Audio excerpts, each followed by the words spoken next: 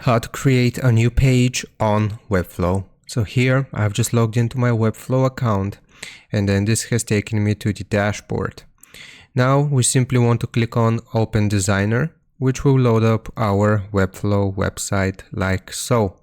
If we want to add a new page, for example, like we have right here, About Work Team, and let's say we want to add a new page, then what we have to do is click on Pages from the left hand side here, and then you will see a list of all of your pages, and then you want to see or hover over this sheet icon and just click on Create New Page.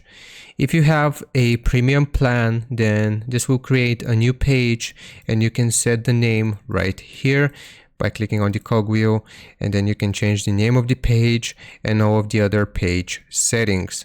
So that's how you do it. I hope this helps you out. Leave a like and sub. I'll see you next time.